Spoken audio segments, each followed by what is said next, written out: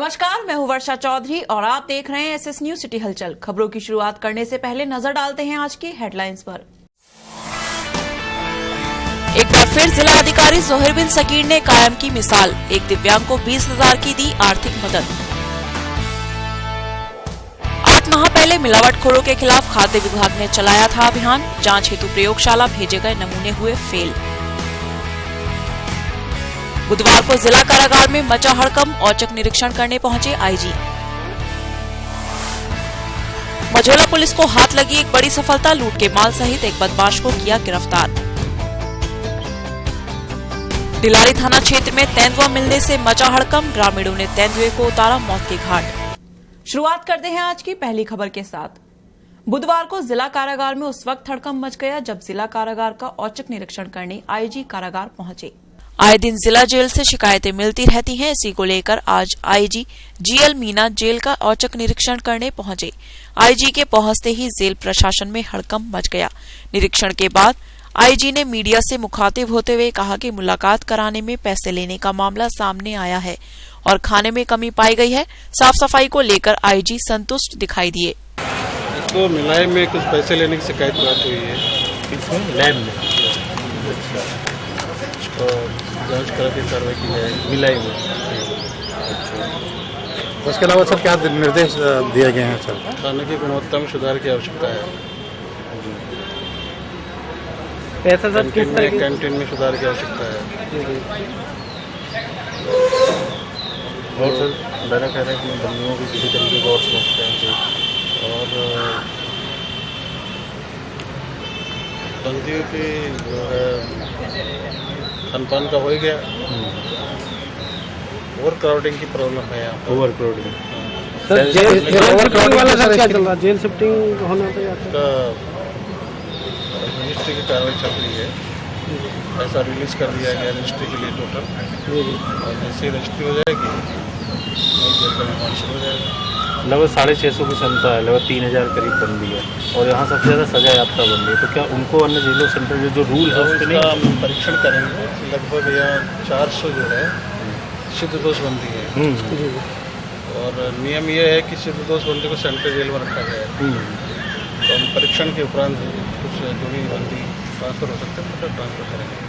Sir यहाँ jammer एमर की सुविधाओं की बात हो रही थी, वो कहाँ तक? जैमर सेकंड फेज में सर्वे हो गया सर, वहाँ से बताएं। इसलिए जब तक नई जेल नहीं बन जाती तब तक जैमर लगाने की कोई औचित्य नहीं है। इसलिए यहाँ के जैमर को दूसरी जगह ट्रांसफर कर दिया गया। साफ सफाई की व्यवस्था ठीक है? साफ सफाई तो ठीक थी, सही थी, काफ़ी मेहनत किए लोगों ने। और सर किस तरह की शिकायतें मिली अंदर? मिलाई में गड़बड़ी की शिकायतें लोगों ने की। खाने पीने को लेकर खाने की मैं गुणवत्ता से संतुष्ट नहीं हूँ। दाल भी देखिए और चपाती भी जो है कच्ची थी और ये दोनों बहुत महत्वपूर्ण चीज़ें, खाना और मिलाई। और कैंटीन में भी सुधार की आवश्यकता है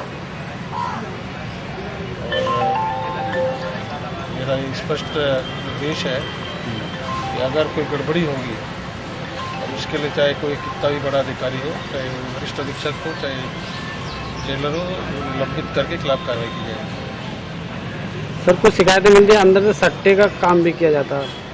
अभी मुझे किसी ने बता नहीं, क्योंकि बताती नहीं है डर के मारे। जी हो सकता है, मैं नहीं मना नहीं करता। अगर मेरे पास शिकायत आएगी तो उसकी जाँच कराएंगे और जाँच के बाद में कठोर कार्रवाई करेंगे।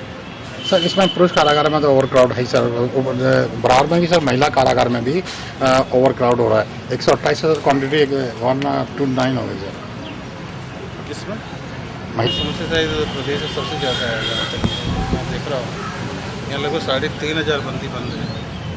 तो इसको मैं इसीलिए ये जेल शिफ्ट की जा रही है और उसकी रजिस्ट्री की कार्रवाई चल रही है। जल्दी नई जेल का निर्माण हो जाएगा और मेरे विचार में इस समस्या का स्थायी समाधान हो जाएगा। Thank you. मंगलवार को एक बार फिर मुरादाबाद के जिला अधिकारी जोहिर बिन सगीर ने एक मिसाइल कायम की है। एक दिव्यांग को उन्होंने 20,000 की सहायता के साथ राशन कार्ड भी तत्काल बनवा दिया है। मंगलवार को फिर एक बार मिसाल कायम की जिला अधिकारी जोहिर बिन सगीर ने। एक विकलांग को 20,000 की सहायता दी गई, एक राशन कार्ड तत्काल बनवाकर दिया गया। मुरादाबाद में बताते चले, इस बुजुर्ग की दिसंबर में एक्सीडेंट के दौरान टांग कट गई थी। बुजुर्ग ने फोन पर बात करके जिला अधिकारी को अवगत कराया, जिस पर उन्होंने अपने स्टाफ को भेजकर गाड़ी से उसको अपने निवास पर बुलाया और उसकी समस्या सुनकर समाधान किया। कारोबार लोगों के लिए अपनी विकलांगता पर थोड़ी सी आर्थिक स्थिति कुछ मदद उनके लिए मैं डीएम साहब के साथ पास है। डीएम साहब ने आपसे क्या कहा? लोन के लिए बात करने को कहा और आर्थिक से जो उनसे मदद हो सकती है वो उन्होंने देने का आदेश किया। तो आपको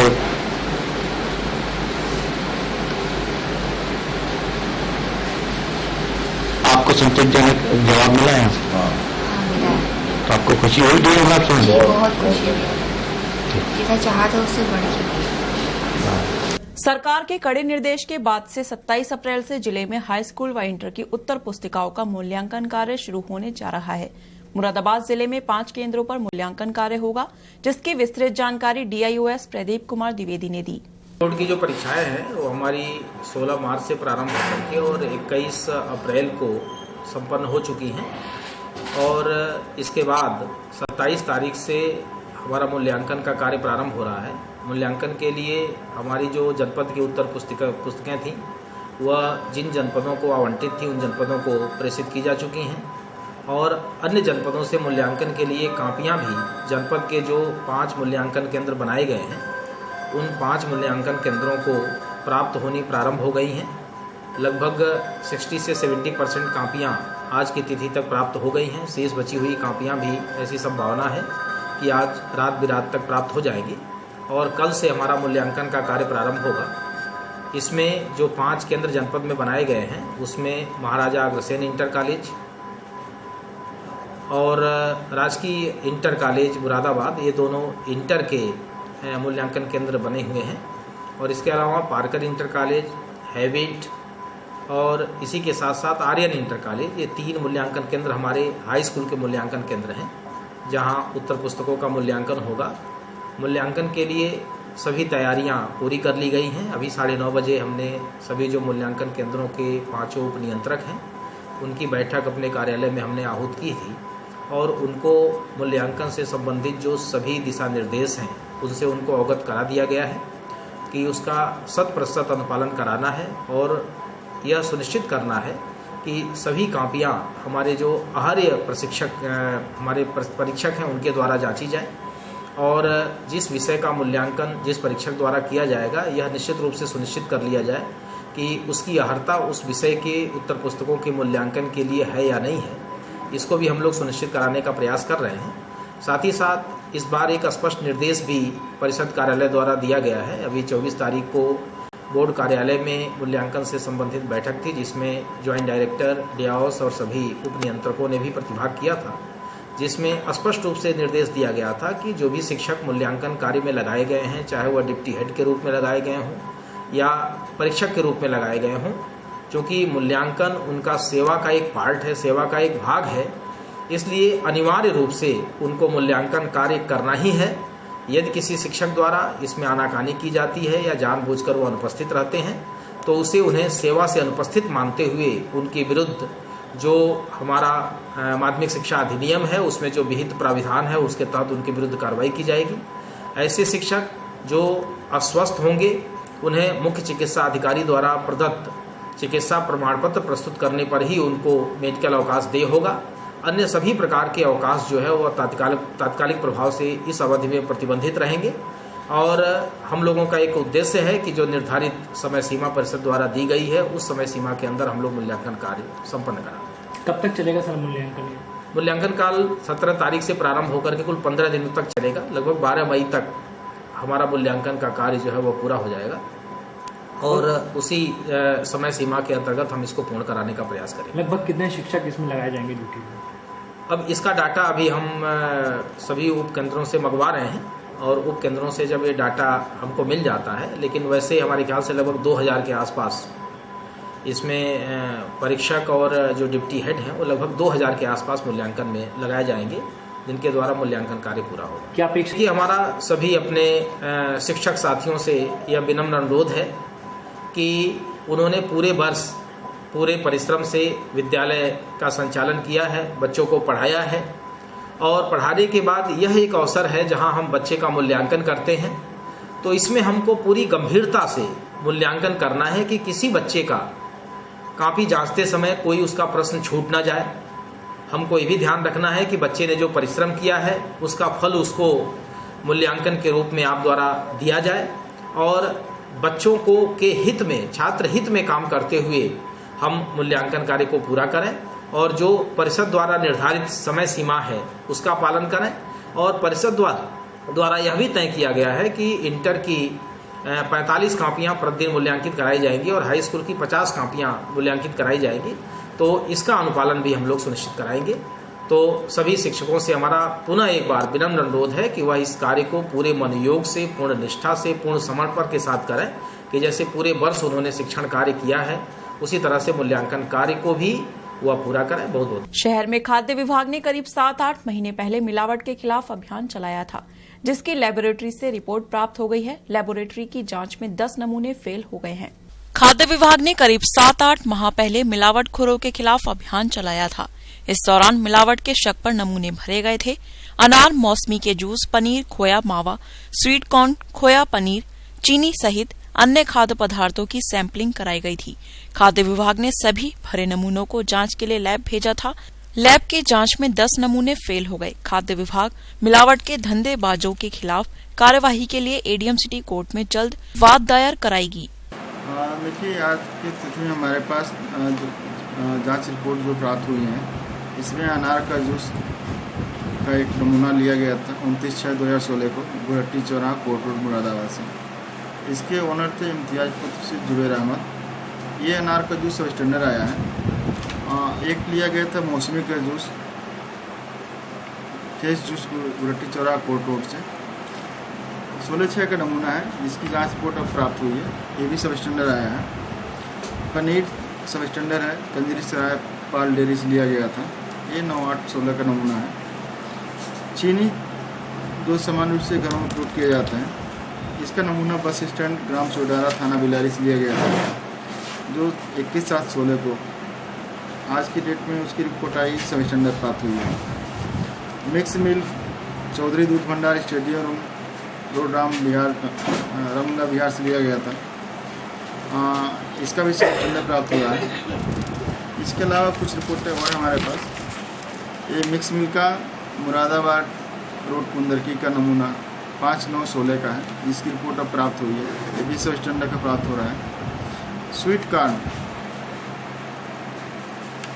जो पैक कंडीशन में बेचा जाता है, ये मिस ब्रांडिंग की रिपोर्ट प्राप्त हुई है, यानी जो इस पर लेबलिंग पे जो सूचनाएं होनी चाहिए वो इस पर नहीं लिखी गई थी। ये नमूना था 1/6/2016 का। इसको लिया गया था सोनपुर स्टेडियम के पास मुरादाबाद से। इसके मालिक थे संजय टंडन पुत्री नारायण टंडन। इसके अलावा टोफू जो पनीर का एक विकल्प होता है, सोया पनीर, इसको टोफू कहते हैं, ये भी मिस ब्रांडेड प्राप्त हुई है। संजय नगर संभल रोड मुरादाबाद से लिया गया था 9/8/16 को।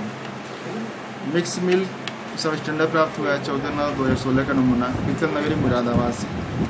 और एक नमूना मावे का है, जो कि सब स्टैंडर्ड है। सब स्टैंडर्ड मतलब जो इसे मानक के अनुसार 30% फैट पाए जाने चाहिए, तो फैट उस मानक के अनुसार नहीं थे। अमरोहा गेट कुआ मंडी मुरादाबाद से इसे 11/8/16 को लिया गया था। फरीदुद्दीन पुत्र बाबू अली इसके ओनर विक्रेता थे। इन सभी के विरुद्ध विभाग के द्वारा आवेदन दायर करने की प्रक्रिया शुरू कर दी गई। सबको नोटिस जारी कर दी गई है। 30 दिन के अंदर यदि किसी को इस रिपोर्ट पर संदेह हो तो अपील कर सकता है जांच करने की, अन्यथा इनके विरुद्ध एडीएम कोर्ट में वाद दायर करके दंडित कराए जाने की प्रक्रिया शुरू कर दी जाएगी। छापेमारी गर्मी के मौसम को देखते हुए खाद्य पदार्थों में गुणवत्ता बहुत जल्दी खराब हो जाती है, अगर ठीक से रखरखाव न किया जाए। इस आधार पर खुले खाद्य पदार्थ और सुरक्षित रूप से रखे हुए खाद्य पदार्थों के खिलाफ कार्रवाई की जा रही है। यदि प्रथम दृष्टया खाद्य पदार्थ खराब दिखता है, अखाद्य रूप में प्रतिष्ठित हो रहा है, तो उसे तुरंत विनष्ट करा दिया जाता है और विक्रेता के विरुद्ध आवश्यक नोटिस भी जारी किए जाते हैं सैनिटेशन और हाइजीन को लेकर के। और लगातार कार्रवाई की जा रही है। जहाँ से पब्लिक की सूचना प्राप्त हो रही है उस पर भी हम तुरंत कार्रवाई कर रहे हैं और आगे भी की जाती रहेगी। अवैध निर्माण को लेकर जिला प्रशासन ने अभियान चला रखा है, जिसकी विस्तृत जानकारी अपर नगर मजिस्ट्रेट द्वितीय राम प्रकाश ने एसएस न्यूज सिटी हलचल को दी। जैसा कि आप अवगत हैं कि जिलाधिकारी महोदय द्वारा अवैध निर्माण को लेकर के कुछ टीमें गठित की गई हैं। उसी क्रम में जो हमारे क्षेत्रांतर्गत हम एमडीए की टीम के साथ अभियान चला रहे हैं। उस अभियान में हमने जिन बिल्डिंगों का नक्शा पास मानचित्र पास नहीं था, उन बिल्डिंगों को प्रॉपर नोटिस दे करके और प्रॉपर सीलिंग का उनका आदेश होने के बाद उनको सील किया गया है। सर, और आगे भी अभियान जारी रहेगा? बिल्कुल अभियान जारी रहेगा। जो भी अवैध निर्माण है, डीएम सर का साफ संदेश है कि कोई भी किसी प्रकार का अवैध निर्माण नहीं होना चाहिए। मंगलवार से बीएसएनएल कर्मचारियों व अधिकारियों द्वारा बीएसएनएल कार्यालय पर भूख हड़ताल की जा रही है, जिसमें आज दूसरे दिन बुधवार को भी हड़ताल जारी रही। मंगलवार से joint forum of BSNL executive association ने 3 दिवसीय क्रमिक भूख हड़ताल शुरू कर मैनेजमेंट के खिलाफ मुहिम छेड़ दी है, जिसमें आज दूसरे दिन भी अधिकारियों व कर्मचारियों द्वारा बीएसएनएल कार्यालय पर अपनी 8 सूत्रीय मांगों को लेकर भूख हड़ताल को जारी रखा गया।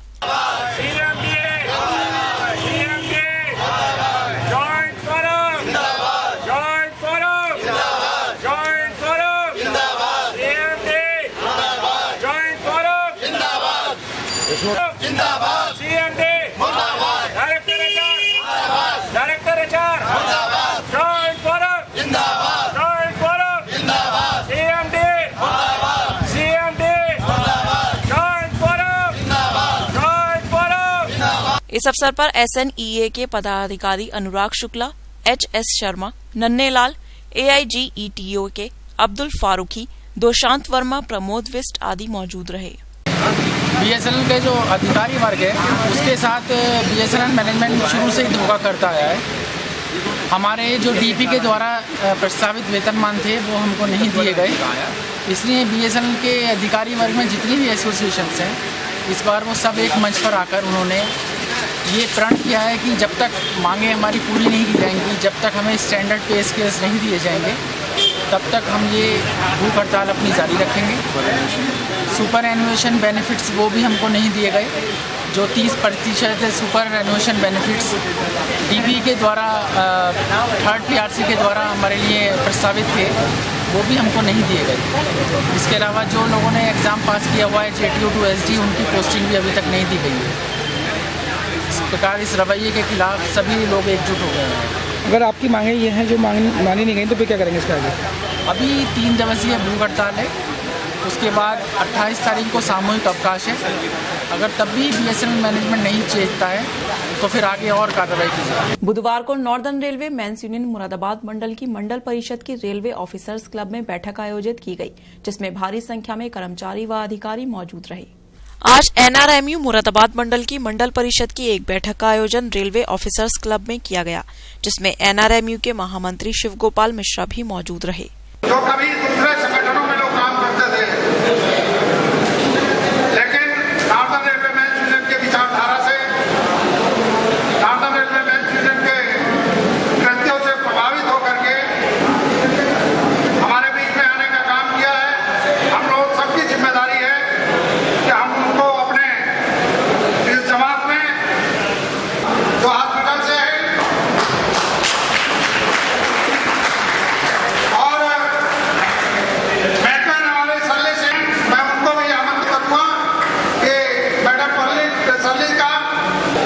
जो मेन ब्रांच के शाखा अध्यक्ष हैं साथी मनोहर प्रसाद मंगई, जो कि सेवानिवृत्त हो रहे हैं, देखने में नहीं लगेगा कि उसे और मैडम सल्ली, ये दोनों मिलकर उस वैक्यूम को पूरा करने का काम करेंगे।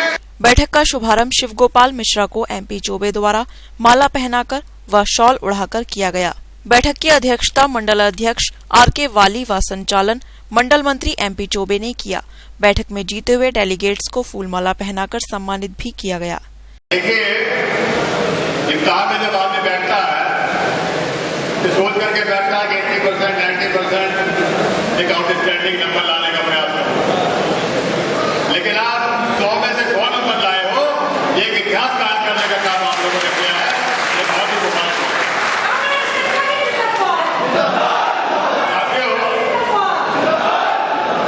मुरादाबाद मंडल के साथ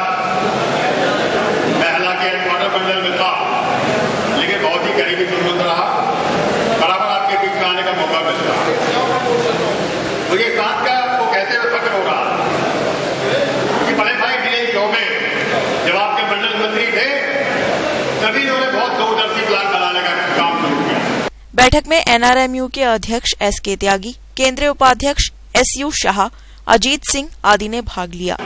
आज नॉर्दर्न रेलवे मेंस यूनियन का मंडलीय परिषद की बैठक तय थी, जिसमें हमारे जनरल सेक्रेटरी साथी श्री गोपाल मिश्रा जी, केंद्रीय अध्यक्ष साथी त्यागी जी, हमारे NJRE के चेयरमैन साथी अजीत सिंह और केंद्रीय उपाध्यक्ष SU शाह, ये सब लोग यहाँ आए। हमने एक आयोजन ये किया था कि जो भी कोऑपरेटिव बैंक के हमारे निर्वाचित डेलीगेट हैं, उनका एक सम्मान समारोह भी रखने का काम किया था, जिसमें हमारे जनरल सेक्रेटरी महोदय ने एक साथी को अपने कर कमलों द्वारा सम्मानित करने का काम किया है, शाखा मंत्रियों को सम्मानित करने का काम किया है और मुरादाबाद मंडल के कार्यकलापों की घोर घोर प्रशंसा करने के काम किया है। क्योंकि ट्रेड यूनियन के इतिहास में आज पहली दफे हुआ है कि इस कोऑपरेटिव बैंक के चुनाव में, क्योंकि 1918 में इस बैंक की स्थापना हुई थी, तब से नॉर्दर्न रेलवे मेंस यूनियन का ही मैनेजमेंट इसमें काम करता रहा है, लेकिन इतना अप्रत्याशित जीत शायद पहली दफे इस ट्रेड यूनियन के इतिहास में होने का काम हुआ है। इससे तमाम हमारे साथी जो कि इससे उत्साहित हैं और उत्साह के साथ साथ जो युवा साथी हैं, महिला साथी हैं, उनमें एक कार्य संस्कृति पैदा हुई है कि हम कर्मचारियों को किस तरीके से बढ़ चढ़ के उनकी सेवा करें, दिन रात उनके बीच में लगे रहें, उनके जितनी भी समस्याएं हैं उनके समाधान के लिए हम लोग प्रशासन स्तर पर बातचीत करके उनका समाधान कराने का काम करें। यह संस्कृति केवल नॉर्दर्न रेलवे मेंस यूनियन में है और संगठनों में अपना उनका व्यक्तिगत स्वार्थ, उनके व्यक्तिगत अपनी राजनीति होती है। केवल नॉर्दर्न रेलवे मेंस यूनियन एक लोकतांत्रिक प्रणाली से अपने कर्मचारियों के बीच में, चाहे वो डेलीगेट हो, चाहे शाखा का पदाधिकारी हो, मंडल का पदाधिकारी हो, लोकतांत्रिक प्रणाली से चुने जाते हैं और उसी का नतीजा है कि जो लोग 5 साल के 3 साल के लिए चुने जाते हैं वो मेहनत से और लगन से, ईमानदारी से इस रेल कर्मचारियों के बीच में अपना काम करते हैं। बुधवार को ज्वाइंट एक्शन कमेटी की ओर से DRM कार्यालय के पास तिकोना पार्क में दूसरे दिन भी भूख हड़ताल जारी रही, जिसमें भारी संख्या में चालक व गार्ड मौजूद रहे। दरअसल मंगलवार से ज्वाइंट एक्शन कमेटी की ओर से ऑल इंडिया लोको रनिंग स्टाफ एसोसिएशन व ऑल इंडिया गार्ड्स काउंसिल द्वारा अपनी 11 सूत्रीय मांगों को लेकर भूख हड़ताल की जा रही थी, जिसमें आज दूसरे दिन भी चालकों व गार्ड्स ने अपनी भूख हड़ताल जारी रखी।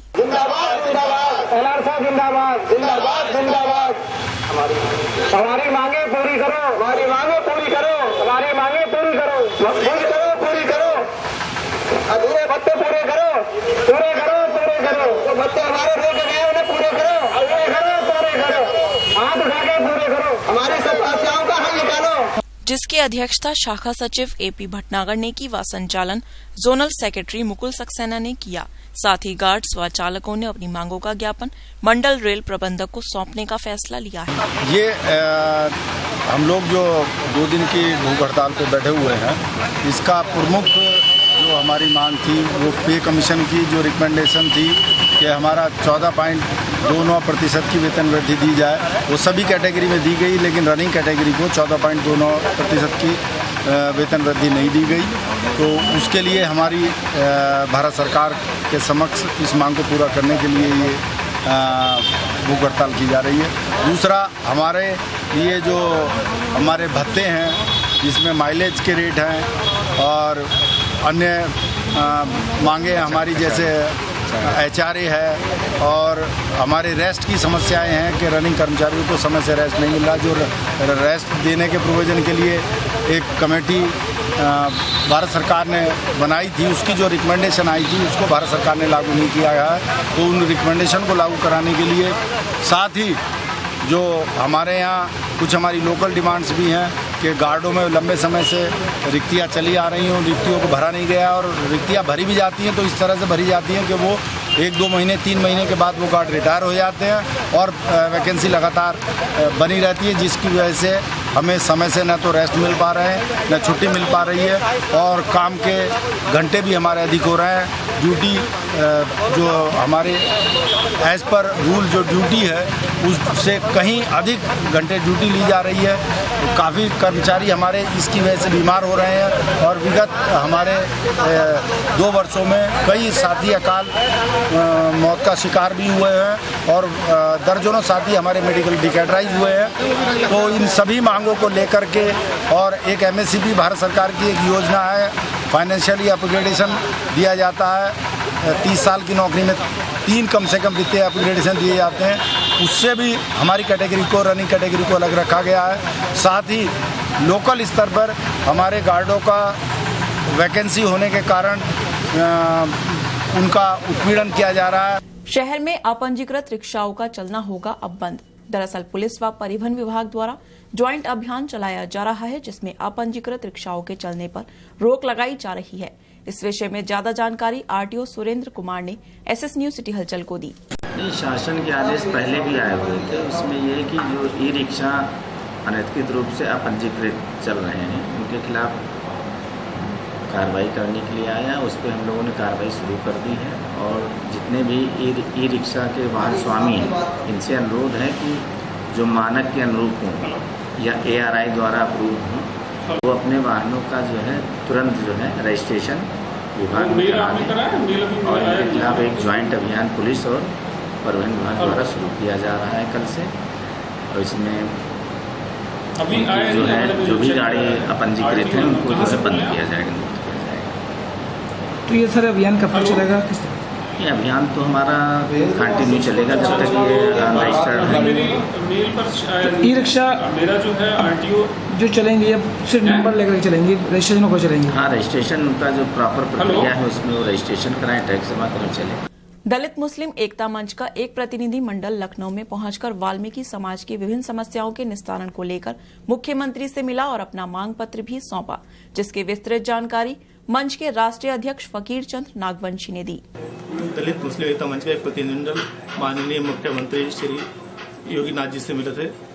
उन्होंने अपने ज्ञापन सौंपा। उस ज्ञापन में हम लोगों ने जो वाल्मीकि समाज की और दलित समाज की और मुस्लिम समाज की समस्या है वो उनके सामने रखी, जिसमें वाल्मीकि समाज को पंजाब की तरह आरक्षण दिया जाए, और जो मराठ के पीतल कारीगर हैं और उनकी दयनीय स्थिति इतनी खराब है कि उनके काम बहुत टूट चुका है, उनके बच्चे बहुत परेशानी में आ रहे हैं।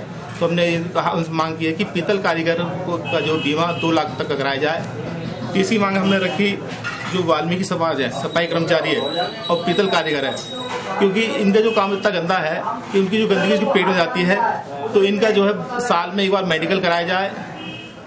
और चौथी मांग हमने ठेके के बारे में रखी उनसे कि ठेका जो चल रहा है, सफाई कर्मचारी को ठेका जो 6,000 रुपये दे रहे हैं, जबकि सरकार से या प्राइवेट संस्थाओं से ठेके पे वो 10,000 12,000 रुपये लेते हैं और कर्मचारी को 6,000 रुपये देते हैं। हमारा इनसे आगे कि ठेके को समाप्त किया जाए। तो विशेष तौर पर उन्होंने ठेके के लिए उन्होंने कहा कि इस पर हम विचार कर रहे हैं और आपकी मांगों से विचार करके निस्तारण किया जाएगा। बुधवार को विल्सोनिया कॉलेज के प्रांगण में नारी एवं बाल उत्थान की ओर से एक कार्यक्रम का आयोजन किया गया, जिसकी अध्यक्षता डॉक्टर रीता सिंह ने की।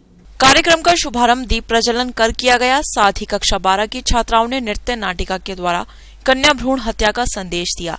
इस अवसर पर विद्यालय की हेड गर्ल फातिमा जिया ने अपने व्याख्यान द्वारा नारी सशक्तिकरण का संदेश दिया।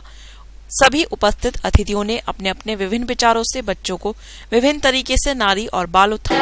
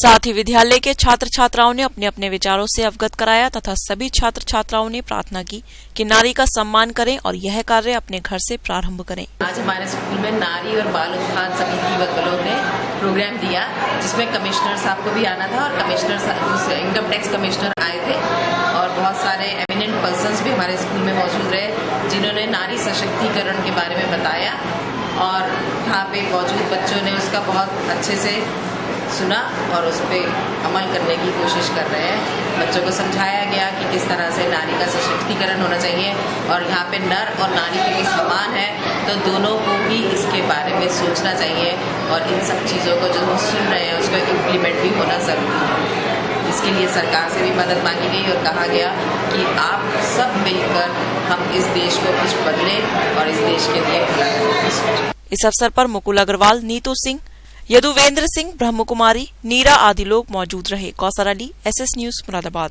बुधवार को डिलारी थाना क्षेत्र में उस वक्त हड़कंप मच गया जब ग्रामीणों ने गेहूं के खेत में घेरकर तेंदुए को मौत के घाट उतार दिया। मुरादाबाद जनपद के डिलारी थाना क्षेत्र में वन विभाग की लापरवाही से एक तेंदुए को अपनी जान गंवानी पड़ी।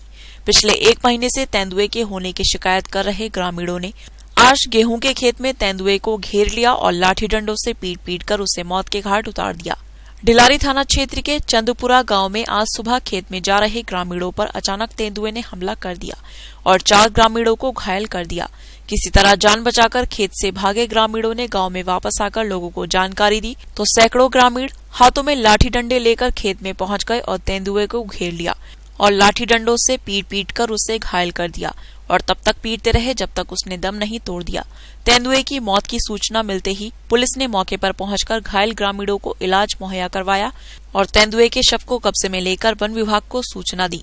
वन विभाग की टीम सूचना मिलने के घंटों बाद भी मौके पर नहीं पहुंची। बुधवार को मझौला पुलिस को एक बड़ी सफलता हाथ लगी है, जिसमें पुलिस ने लूट के माल सहित एक बदमाश को गिरफ्तार करने का दावा प्रेस वार्ता के दौरान किया है। विगत 1 सप्ताह पूर्व मझौला थाना क्षेत्र स्थित पीर का बाजार में साजिद की दुकान में दिन दहाड़े लूट की घटना को अंजाम दिया गया था, जिसमें पुलिस ने तत्परता दिखाते हुए यूसुफ नामक बदमाश को 2 दिन पूर्व जेल भेज दिया था।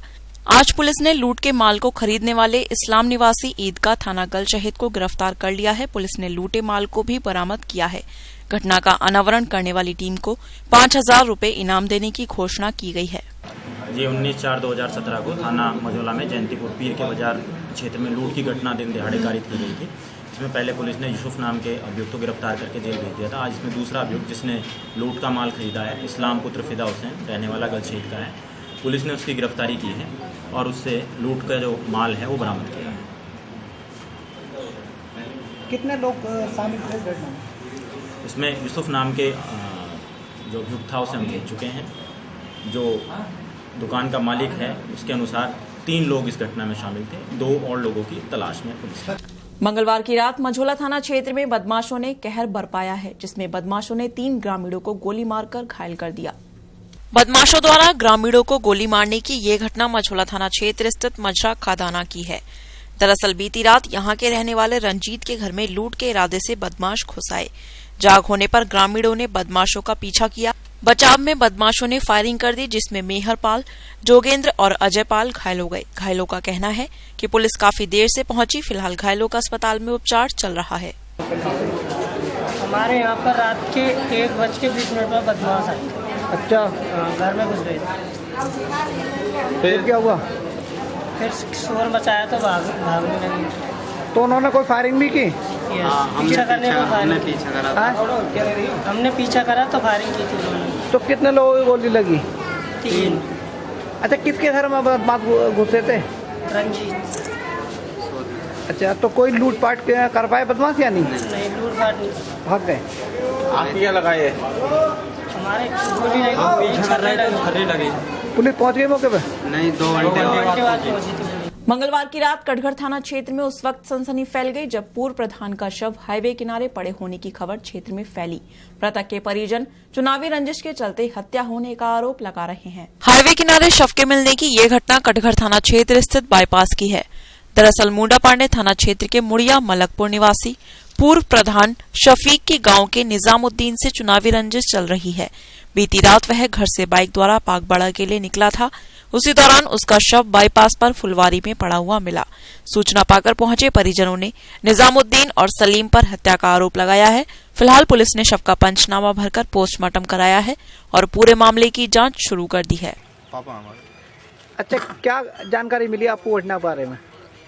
घटना के बारे में तो ऐसा लग रहा है कि किसी ने मतलब मारा है, मर्डर। अच्छा, बॉडी कहाँ पर मिली थी? बाईपास में मिली थी, पागबड़ा दिल्ली रोड बाईपास पर। अच्छा, घर से ये कहाँ के लिए निकले थे? पागबड़ा से घर आ रहे थे। पागबड़ा में मकान है हमारा और मुंडापांडे में मकान है मुड़िया मुलकपुर में। तब मुड़िया मुलकपुर आ रहे थे पागबड़ा से। तो आपको क्या जानकारी मिली? जानकारी तो ये ना, फोन गया था हमारे पास, क्या एक्सीडेंट हो गया जो उनके साथ था। प्रेमपाल ने किसी और के पास करा था जो उनके साथ रहता था, फिर मेरे पास आया था फोन। जब आपने जाकर देखा तो बॉडी किस हालत में पाया, क्या लगा? जब हम गए थे तो बॉडी बिल्कुल एक साइड में भरी थी और पुलिस की जीप लगी हुई थी, पुलिस खड़ी थी वहाँ पे। बॉडी को देख के क्या लग रहा है? बॉडी को देख कर तो ये लग रहा है जैसा कि ये किसी ने मतलब मर्डर करा है। अच्छा, किसी से आपकी कोई रंजिश? रंजिश तो है ही हमारी। किससे रंजिश है? निजामुद्दीन है, वो है मोहम्मद सलीम अंसारी है, मुसर्रत है, जबर अली है, कई सारे हैं। अच्छा, किस बात को लेकर रंजिश आप लोगों की? रंजिश तो ये पटिशन है, मतलब नेता कर दी गई और क्या। तो आपने थाने में तहरीर दी आपने? कब थाने में तहरीर दी आपने उनके खिलाफ? अब दी है। पुलिस ने अरेस्ट किया किसी को? अभी नहीं किया, तहरीर दी है। और आज के बुलेटिन में बस इतना ही। कल फिर हाजिर होंगे और खबरों के साथ। नमस्कार। एक बार फिर जिला अधिकारी जोहर बिन सकीर ने कायम की मिसाल। एक दिव्यांग को 20,000 की दी आर्थिक मदद। 8 माह पहले मिलावटखोरों के खिलाफ खाद्य विभाग ने चलाया था अभियान। जांच हेतु प्रयोगशाला भेजे गए नमूने हुए फेल।